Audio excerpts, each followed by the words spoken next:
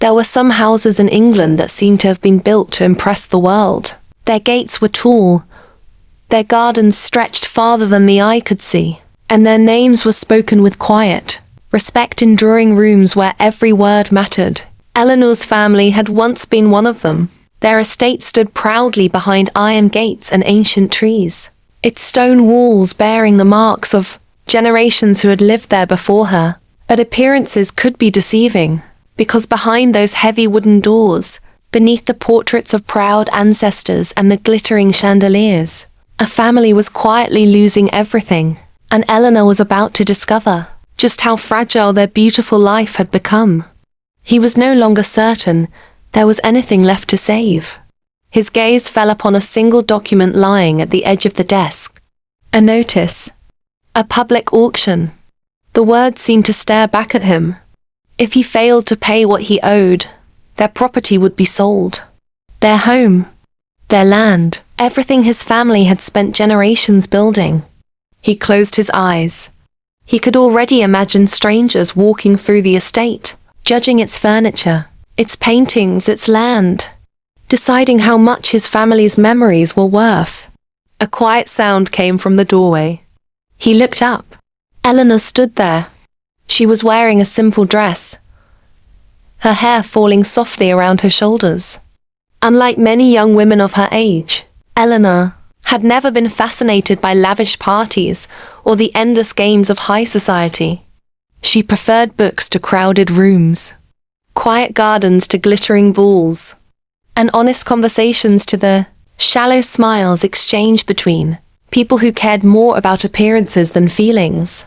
Perhaps that was why she noticed things others didn't, like the exhaustion in her father's eyes.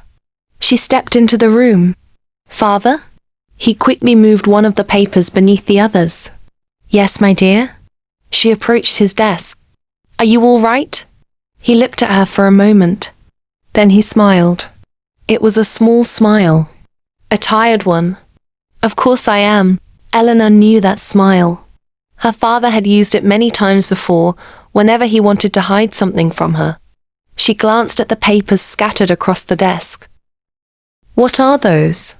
"Nothing you need to concern yourself with." There was something in his voice that made her heart tighten. She reached out and gently placed her hand upon his shoulder. "You know you can tell me anything." For a moment he said nothing.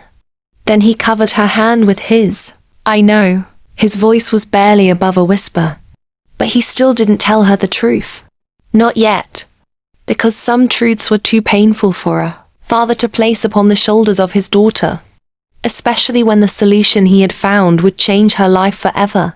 The following evening, Eleanor stood before the mirror in her bedroom.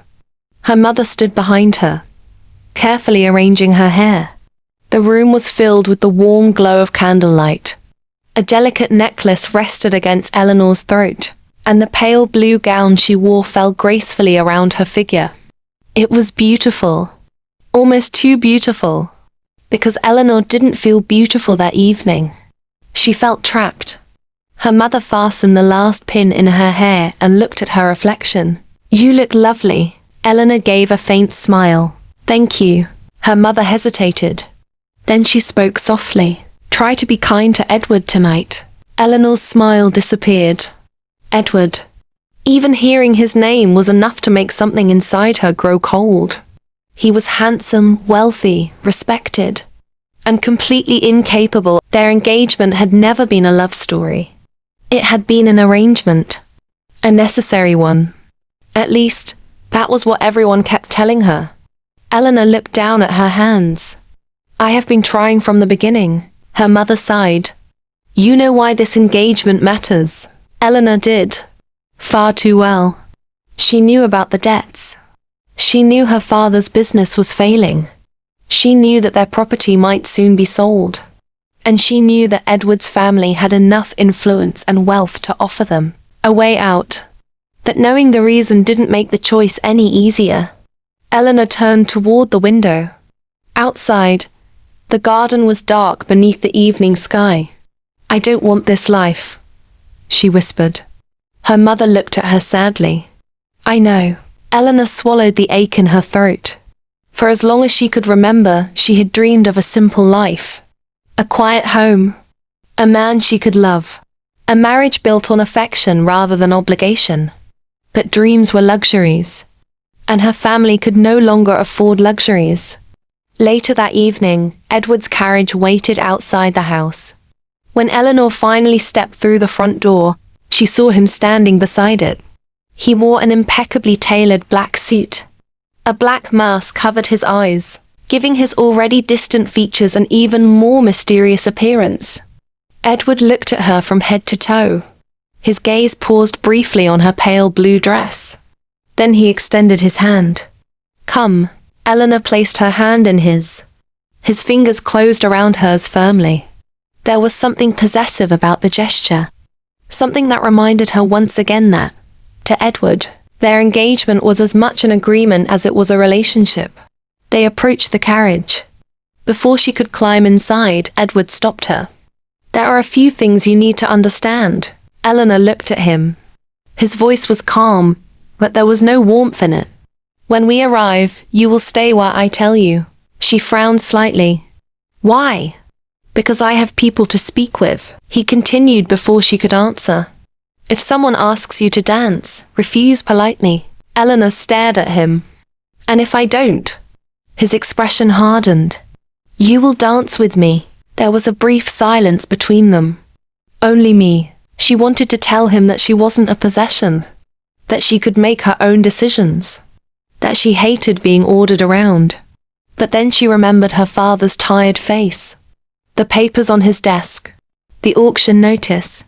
And all the things her family could lose. So she said nothing. Edward opened the carriage door. She stepped inside. And soon, the horses carried them away into the night. Rain began tapping against the carriage windows, creating a soft rhythm in the darkness. Eleanor sat beside Edward, watching the blurred lights of the city pass outside. She wished she could disappear into the darkness with them. Edward broke the silence. "There is something else." She turned toward him. "The host tonight is a very influential man." Eleanor waited. One of the wealthiest men in society. His eyes remained fixed on her. "I need you to make an impression." She looked away. "I will be polite. You need to do more than that." She turned back toward him. "What do you mean?" Edward leaned back. "If you find yourself standing before him, listen carefully. Don't speak unless he addresses you." Eleanor's brows drew together. "Why?" "Because tonight is important." He paused. "His opinion could be useful to us." The word sounded almost strange to her, because she knew what he really meant.